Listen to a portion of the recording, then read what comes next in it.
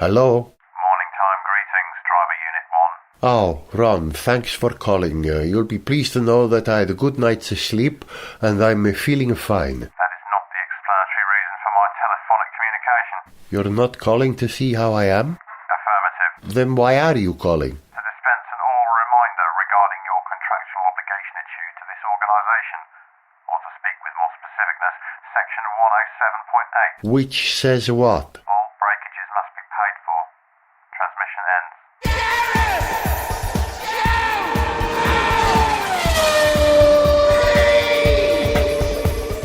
Hello, welcome to Gareth Jones on Speed. I'm Gareth, he's Zog. Hello. He's Richard. Hello. And I'm guessing that you guys did what we did over the weekend. You got up early to watch the Formula One. Now, we'll come to qualifying in the moment, but I got up to watch the press conference before first practice. That's how committed. That's hardcore.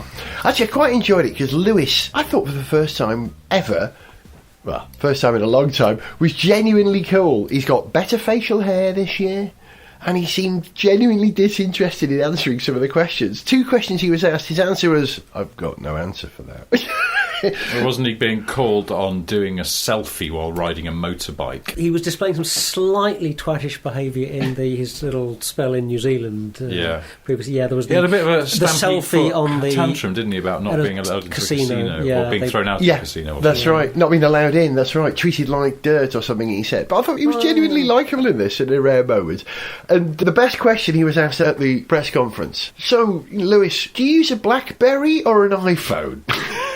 Oh no, but that's because weren't they trying to catch him out because he was using an iPhone and they're sponsored by BlackBerry? Yeah.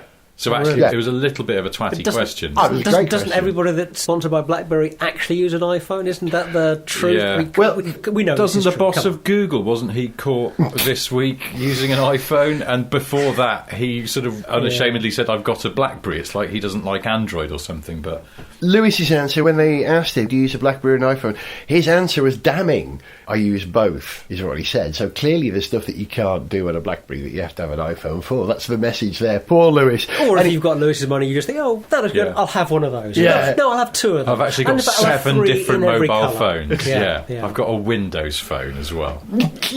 Just the only person who has. It's now a collector's item. So we enjoyed having Formula One back, but did we enjoy the new version of qualifying? Zog? Well, okay. I was open-minded going into it. I loved the first session, actually. When the first session was playing out, I thought, OK, this is working well. Going well. I like the drama that's been added here with elimination. It seemed to be working well. But in the second and third sessions, it's a whole different story. And by the time you got to the end of qualifying, when 3 or 4 minutes to go in the final qualifying session, nobody is going out, and everyone's just sitting in the garage, and you're just waiting for people to be ticked off the list. How did we get there? Disaster. Yeah, well, I thought that somebody, I think it might have been Christian Horner, who said that there was some suggestion that what they wanted was the new format for the first and second session, and then the third to go back to the way it was. Just a straight shootout. Straight shootout. Yeah. Because then you would have avoided that. Yeah. Well, exactly what happened on Saturday. There might be some fine-tuning that you could do to the rules that would make it work better, in that if you had already started a lap, when that 90 seconds or when that next increment of time ticks away, you can still complete that lap. Yeah, I would have said exactly the same. Yeah, that was probably the only tweak that you needed for that bit. What you, I think, lost was the sense of jeopardy that here was someone trying to beat his time. It's like, here's your chance, your chance is gone. It was almost like drivers were denied the opportunity to prove what a good driver they were. Let me give you an analogy. I took my driving test in the UK, failed it, went to America, passed the California test. That was my first driving licence, was a California driver's licence. Most people just retake the UK test. It's quite extreme. I'll sneak in the back way. Yeah. And the reason I think I failed in the UK and passed in California, my first attempt, was in Britain they're trying to catch you out.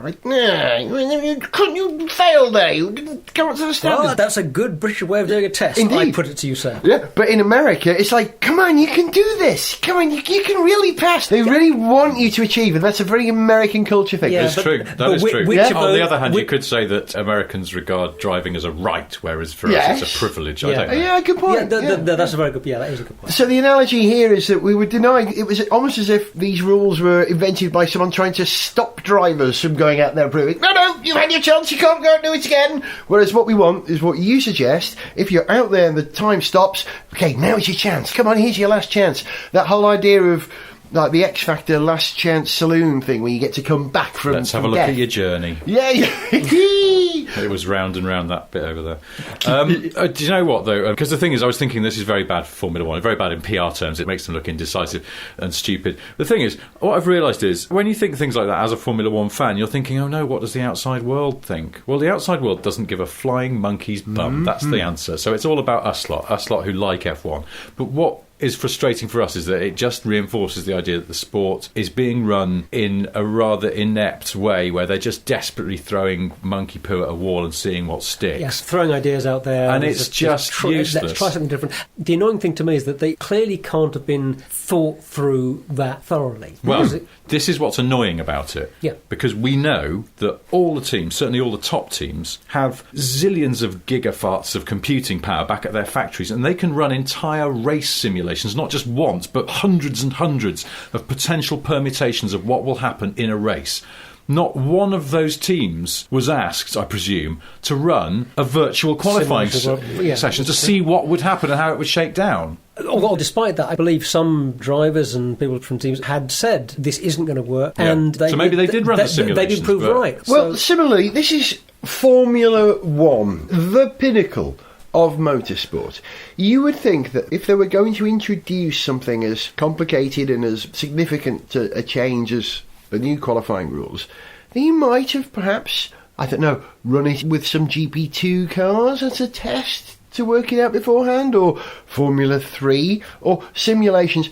My point is that I think they were daft to try and make this change without really testing it first, because teams in Formula 1, their whole reason d'etre is to find whatever it takes to win, to interpret the rules in whatever way necessary to get around them, to avoid having to rub their tyres off, wear their car down, run the risk of hitting the wall, whatever it is. How could they not know that, Formula One? The word omnishambles comes to mind. Another aggravating thing is that it wouldn't be a bad idea. It's not crazy to suggest you might want to change the... That's Bernie now. Complaining. It's just his lawyers, don't worry. Sorry, that's... I've now turned my phone off. Okay, that won't happen again. Sorry. As you were. The other aggravating thing about this is it's not necessarily a bad idea to shake up Formula 1 qualifying, because, as it stands, Formula 1 qualifying is a very good way of ensuring that the fastest car starts at the front and the slowest car starts at the back. Yeah. And if you do that, and you've got reliable cars, as they more or less are now, and you've got a bunch of very good drivers, you know, that makes the race a bit more processional than it would be if you had a more jumbled up grid. So why not do something with qualifying to make the grid a bit less predictable? Yeah. The intent was good. The idea of also the sense of constant jeopardy of someone falling off every 90 seconds, great idea. It keeps the action spread out. But how could they not think it through of what it would do to the final session? Well, that's the thing, it wasn't thought through. You're right, I think qualifying is due a shake-up perhaps, but do something. I know they want to keep people watching on the Saturday as well as on the Sunday on the telly. That's the whole point, isn't it? But the thing is, you've got to think it through. It can't just be some knee-jerk act that stinks of desperation. But I think the ultimate headline here, and what this proves about Formula One in its current state, is it is run by people who don't give a stuff what other people think. And actually, in this case, that's dangerous. Mm-hmm. They just do things without ever going, well, I'm not listening to your objections or your concerns. Up to a point, there can be a case for ignoring teams' objections to certain rule changes, for example, because, you know, they will have certain vested interests in not having having their advantage, if they're a front-running team, eroded, to not having their life made more difficult by this, that, the other. So, but you can spot those, because you can go, Mercedes don't like this. Is it because it's going to stop them being so dominant? Mm-hmm. Or Ferrari don't like this. Is it because they're constantly petulant and threatening things they never go through with? And it's fine. And you go, it seems like that Force India don't like this. The midfield don't like this. Why would that be? You could figure out the objections, but you can also sometimes just listen to the dissenting voices amongst the people who actually drive and run the cars, because, as in this case, they've been proved to be bang right. Yeah, I guess what I'm saying, F1 shouldn't be a democracy, but it also shouldn't be run by idiots. That's the bottom line. Yeah. So let's get the ACO in to run it, because they seem to manage to make fundamental rule changes and great ideas that everyone goes, oh yeah, we're going to have to do that. That's the plan, isn't it? There are worse ideas. Are you ready to order, Mr. Eccleston? Yes, I'll have the roast swan. And Mr. Horner? Yeah, no, I'll have the steak, please. No, my friend here will have a lobster with raw onion and mint chocolate ice cream. I don't think that's actually what I want, Bernie. Hush up, Horner. Your dinner needs a shake-up. Now bring him the minty choc onion lobster. As you wish, sir. The swan. And for sir, the lobster with raw onion and ice cream. It'll be a taste sensation. Tuck in, Christian. No, Bernie. This just doesn't work for me. No, you're right. Complete error. Sorry. Do you want to go back to the steak? Well, yeah. Make up your mind, Horner. You see, this is the exact reason why Formula One's in such disarray. But you run Formula One, Bernie. Excuse me, waiter. Yes, sir? Kill him. Certainly, sir. Waiter, I've changed my mind. Unkill him. Sniff Petrol with Gareth Jones on speed! A notable thing about Formula One at the moment is that we have the greatest number of father and son combos ever, I think, in F1. If you think about it, we've got Jolyon Palmer, who is the son of Robert Palmer. Yeah, Robert Palmer. Still addicted to love. From Arcadia, yeah. Max Verstappen, who is the son of Minimum Verstappen, of course. Carlos Sainz Jr., who is the son of Carlos Sainz Sr., although he was never called that. And, of course, Kevin Magnussen, who's the son of Jan Magnussen. Yeah. And, of course, Nico Rosberg, son of Kiki Rosberg. How could we forget? Lewis Hamilton, son of Dickie David Hamilton from Radio 2, I believe. Yeah. Isn't that right? Yeah. So basically the message here is, if you want to get into Formula One, your dad's got to have been a racing driver. It does seem to help, but it does help you. You don't have to be the son of a racing driver to work here, but it helps. Yeah. And did you know that Vettel has named his car this year? Yes. Oh, yeah. Was it Margarita? Yeah. Is that right? Yeah. Yep. Yeah. Which, curiously, as we all know, is a very popular pizza, but the pizza house that supplies Gareth Jones on Speed official pizzas before we make this programme, unofficial pizzas, they have a pizza called Ferrari. So the full gamut. What's his next one going to be? The Quattro Formaggio? Well, I was going to say, if I was to recommend a pizza from that particular pizza establishment, it would be the Quattro Formaggi. I do love the 4-cheese pizza. What if the new Haas team turn out to just get better and better with every performance, and they're really leading the pack, and then Vettel goes to drive for them and he could call his car American Hot? That could happen. Rather a long build-up for rather a terrible joke. I'm sorry. No, I'm with you. Completely with you.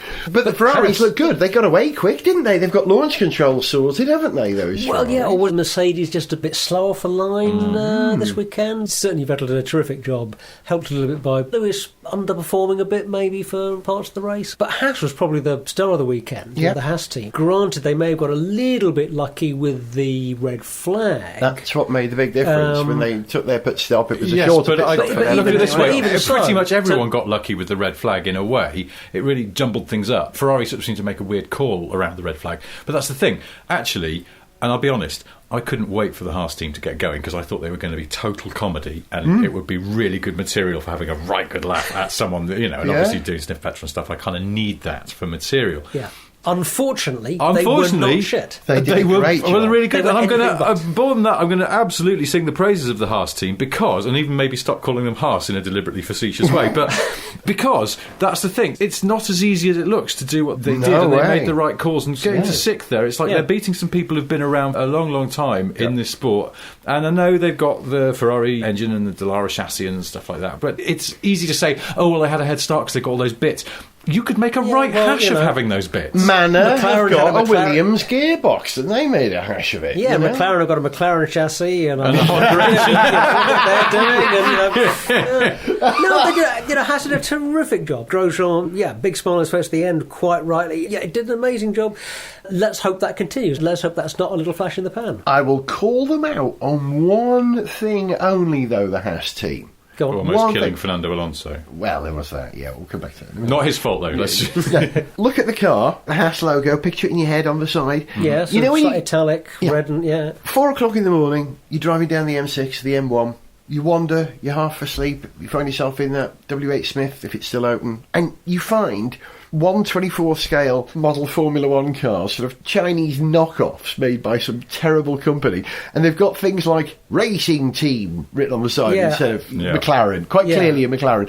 The Haas, the paint scheme looks like one of those Chinese knockoffs. Bless them. Yeah, you're right.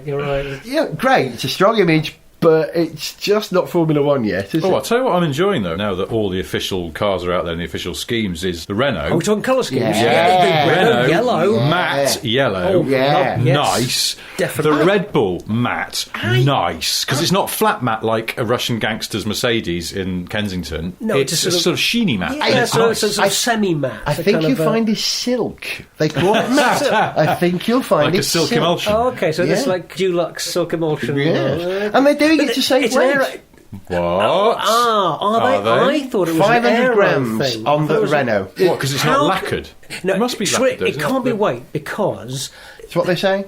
Really? Yeah, it's what they say. I understand the aero thing. A fiver says it's aero, not weight. I will show you the Renault press release that says it's weight. Okay, this is going to be bad. Okay, never mind. Well, we'll check this release out. But you're right, the aero thing. You talk about different surface temperature due to colour, making air change its behaviour over a surface. But do you remember many, many years ago, perhaps even 20 years ago, there was lots of investigation into... I forget the term, but the idea was that you had a wing with almost like a sock over it, and that sock had air fed into it, which bled through tiny porous holes. So the top surface of the wing had tiny, tiny holes of air coming off. And what this does is help with the laminar flow. It helps air either retain its position as it follows an aerodynamic shape or break away. Right. And there's some possibility that a silk or matte finish will keep the air adhered longer for laminar flow than a shiny surface would, which is surprising. Well, there's an aero advantage in that paint. Because someone from the Mercedes team once told me that they actually do run sort of sticky stuff over the bodywork of the car before the race, for the reasons you're talking about. They do run Floviz. No, this is not in testing, obviously they do the Floviz, but no, before the race there is something they apply to the car. Really? Like a wax or an oil or something? Yes, something like that. Again, stop asking me questions because I don't know the answers. I wish I'd paid more attention when I was told this. Yeah, that there is something they do to the car because they believe it has this tiny, tiny, tiny but important aero effect. But we like the look of the Renault in that mustard colour, don't we? Yeah, terrific. Yeah. Although somebody on Twitter pointed out that when Palmer and Ken Magnussen are walking around with those yellow overalls peeled down with their white Nomex on, they just look like peeled bananas. They look exactly like peeled bananas, don't they? It's beautiful. A couple of things I'm noticing in the looks of the cars. The Renault is a Jordan, right? You know, it evokes the colour of the old Jordans, having a yellow car, not the 40. There's a retro thing going on. Okay. The Red Bull looks like a 90s Sauber. Do you remember before Red Bull owned the team, they used to sponsor Sauber, and look back in the 90s cars, it's almost exactly the colour that it is now, but you're right, that lovely contrast between the matte or silk and the day glow of the Red Bull. It looks weirdly sort of almost artificial, like it's a CGI car. Like it's drawn. Yeah, because it looks sort of somehow sheenier than the other cars, so it looks like it's been dropped in post-production, but it's saturated, like the colours are oversaturated. Yes, it's oversaturated, exactly that. Yes. Yeah, the McLaren is in fact a 2010 HRT. That's not a joke. It actually performs like one. But looks, it has the same paint scheme as the 2010 HRT. I reckon they're waiting until they've got the car performing as well as a McLaren should before they actually make it look really good. That's what they're waiting for, you know. I knew that there was a reason. They're flying below the radar for a while. Ferrari, with all the red, white and green, it's either a 312, like I said before, or it's a Scuderia Italia. Do you remember when they used to run in Formula One? Their paint scheme looks very much like the current Ferrari. It is a Ferrari throwback and looks great. Yeah, nice looking pack of cars, generally, I'd say. But it'd be just nice if they were on the track in the third part of qualifying. A bit more, yeah. The race was good, wasn't it? It got off to a good start. The Ferraris pinged away. Nico, I have to admit, I was surprised that Nico did so well, because Lewis did well in qualifying, but Nico took command of that race. Oh, I've just remembered, sorry. What? The best thing of the weekend by far. Yeah, but we can't talk about that. Well, the best thing of my weekend thus far was nice the race was on early because I got that out of the way, and then I took my little boys to the London Transport Museum, which I would highly recommend if you have a 2-year-old who's obsessed with trains and buses and everything with wheels. That's by the by. The highlight of the weekend from the Formula One point of view... Something with Mark Webber, maybe? No. What's normally the chamber of embarrassment, you know, that room they have to go into afterwards, was a garage of embarrassment. Yeah. A lot more room for the embarrassment, but not so much embarrassment. It was Vettel and Hamilton doing a comical reenactment of the cap throwing incident. Yes. Vettel threatened to throw the cap at Hamilton, and Hamilton did the and put his hands up, no, and then Vettel stepped back, and so Vettel could get a bit of distance to give it a good lob, and it was just great. Lewis and Vettel have become a bit matey recently. What I call the... Not liking Nico syndrome. Well, I was going to say the Syrian syndrome. Your enemy is also my friend. My enemy is my friend. Yeah. And I think Lewis is allowing that to happen just to wind Nico up, because although they seem to be getting on and did in fact hug at one point, Lewis and Nico over the weekend, given an opportunity, Lewis wants to grind him into the dust, doesn't he? Yeah, I think also wasn't one of them when they hugged, one of them was just using the opportunity to rub some lead into his suit to put him over the weight limit. Come here, you.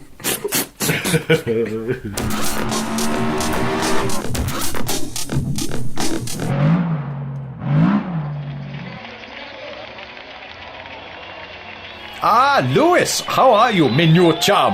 Yeah, word up, Seb. Respect. Hey, Lewis, who's this? Oh, Vava, I'm not liking you, and now I'm throwing a hat at you because I'm a big baby. Man, that's like totally funny. Oh, I am not as good as my daddy, and now I'm complaining about something on the radio. You're too funny, man. Hashtag hilarious. Wait. Now, who's this? Oh, yeah, I think I'm a rap artist. I'm pretending to wear glasses, and my dog ate my real accent. Man, you're totally not my friend anymore. Oh, you'll come back. They always do. Look, here's my old friend Mark. Hey, Sabo. How you going? Very good, old friend. So we're mates, yeah? Of course. Champagne shower. Oh, come on! What? Multi 21, Seb. Multi 21. Gareth Jones on speed. This part of Gareth Jones on Speed will probably be interrupted by a cat that sounds like an old Formula One car. Finn has just come in the room and has been squeaking away, and he'll probably squeak throughout this bit. But talking about the noise of Formula One, did you listen carefully to the cars this year round? I think they sound a bit more visceral. I think they sound a bit more guttural, a bit more raspy. Not much, but there is an improvement. I'm not sure I can tell the difference between them. Really? Yeah, I'll have another listen, but... There were a couple of bits watching the coverage over the weekend where I think maybe reporters were standing in the pit lane or nearby, and I thought they seemed a bit louder, but it's hard to tell over a microphone and down the telly, isn't it? I don't know. Overall, I didn't spot too much difference. I don't know if it's louder, but it's a raspier tone. They sounded a bit drone-like before. They sort of went... Doo, and now they go... You know, there is a... Well, it wasn't a bad impression, actually, even if I say so myself. You know, there is a dirtiness to it, which is good. It's still not enough. It adds to the excitement, as we know, but it's an improvement. They got that bit right, better than the qualifying. But this year, if you're watching Formula One in the UK, it's moved to a new TV channel, Channel 4. have it now, who have always been the alternative channel here in Britain. I think their culture will bring something rather good to Formula One. I think it might even get to some new people. Do you think different people watch Channel 4 to watch BBC One? I don't know. I suspect the demographic is a little bit different, but viewing habits and viewing patterns are changing in so many ways with the impact of other media in any case. I would think, in a way, for Formula One not being on the BBC or ITV, not being on one of the big channels in that way, possibly seems like a bit of a step backwards. Mm-hmm. But that said, my first impressions of Channel 4's coverage were that they did a very good job, particularly given how little time they'd have had to put it all together. You know, Steve Jones is a very good frontman for the thing. You know, it had quite a BBC-ish feel in a lot of ways, but maybe just a bit, sort of lighter in tone, a bit more fun. Richard, you have to declare full disclosure, don't you? I do. I have a declaration of interest because Channel 4 coverage is being made by a company called Whisper Films, which is no secret. This was in the newspapers. Jake Humphrey and David Coulthard's production company. Well, they are some of the owners.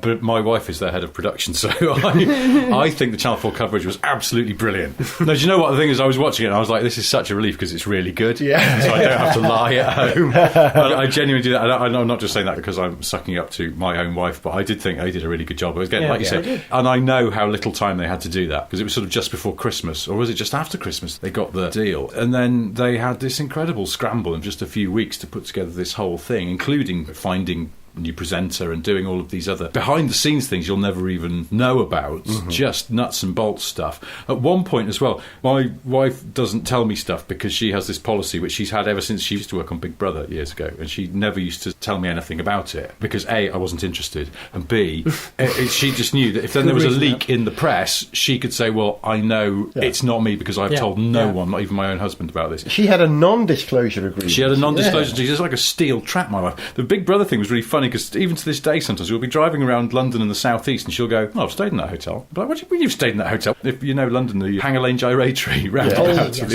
Right. There's a hotel there, rather horrible looking hotel. Say, it's going to be a really horrible, be a good hotel. And we were driving past it one day and my wife went, I've stayed there. I was like, what? That's not even that far from our house. What are you talking about? We got to stay there. And I forgot. She disappeared. I knew she was disappearing with the Big Brother contestants before they were made public. They all had to be squirreled away in hotels around London before they were taken away. Yeah. Some of them, and she was one of the production team, and she had to stay in the hotel but not tell anyone. You know, so I didn't know where she was. She just went, I'll be away for the next few nights.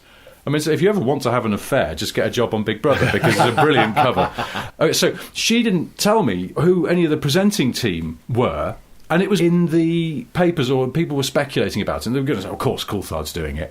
And I think they'd guessed that Karen Shandok was doing it. That came up quite early. But the Alain Prost thing was a complete surprise. Yeah. And I was like, you got Alain Prost? You didn't... But then, better than that, she said, he's lovely. He's really lovely. And I was like, that is even better to know. And then, is he as smooth as his driving style? And she went, what? I was like, oh yeah, you didn't watch Formula 1 in the 80s, did you? So this is all lost on you now.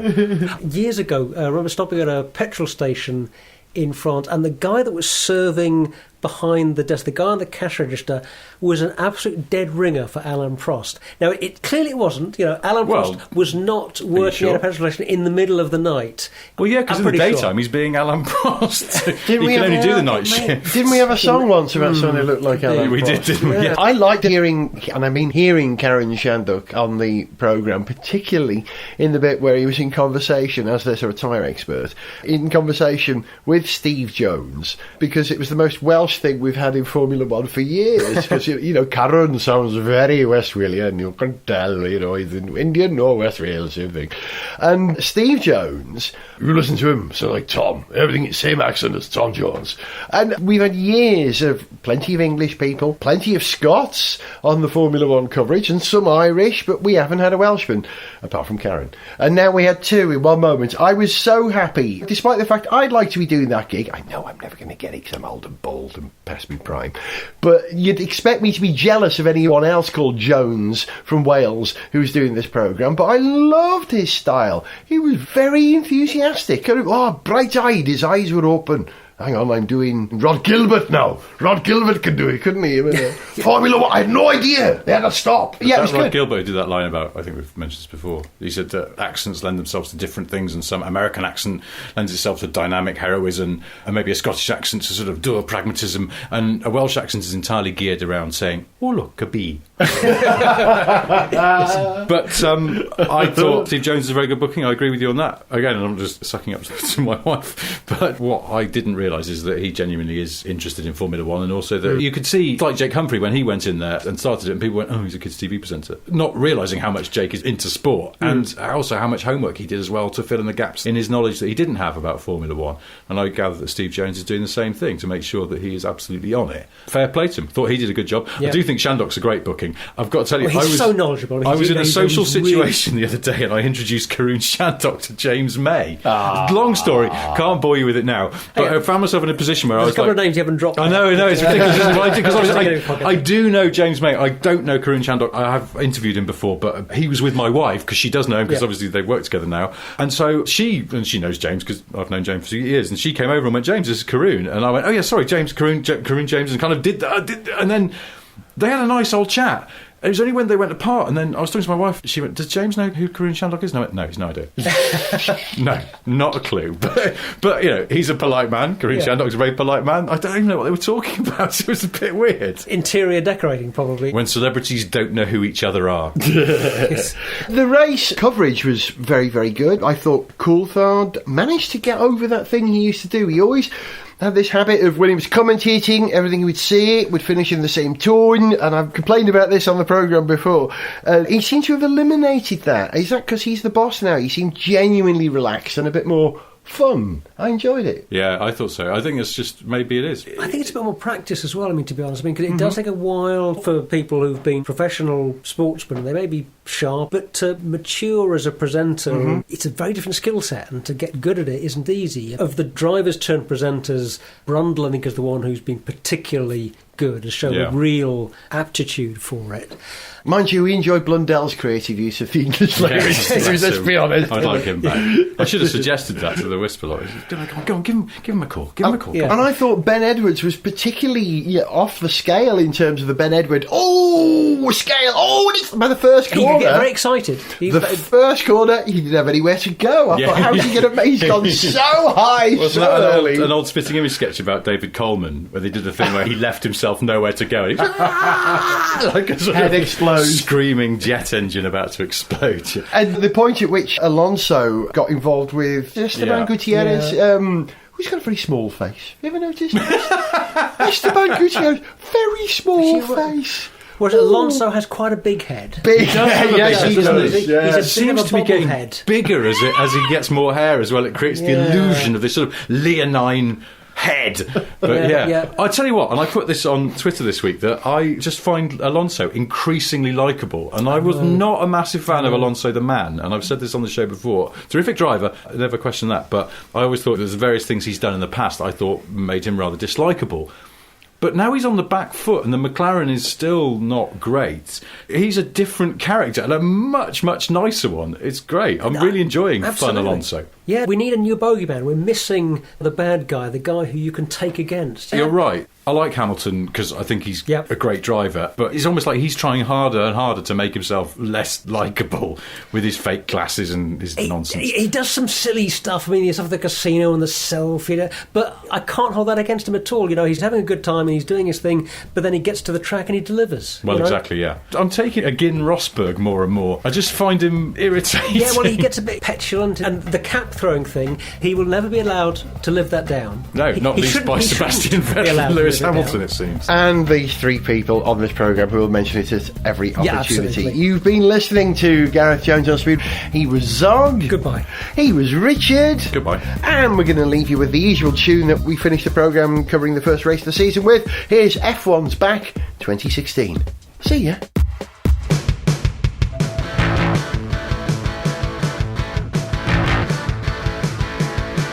Oh, F1's Back 2016. Now we've got an American team. They did quite well as it came to pass.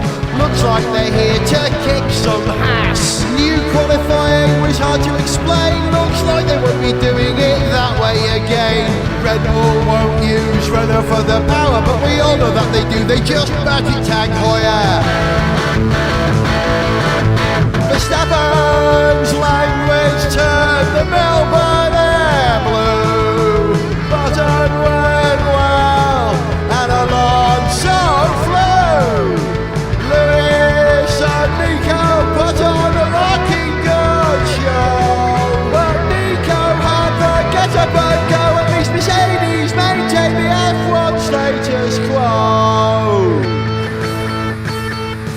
send us an email, see pictures, get song lyrics, join our Facebook fan site, follow us on Twitter, or to find out about sponsorship opportunities, go to garethjones.tv.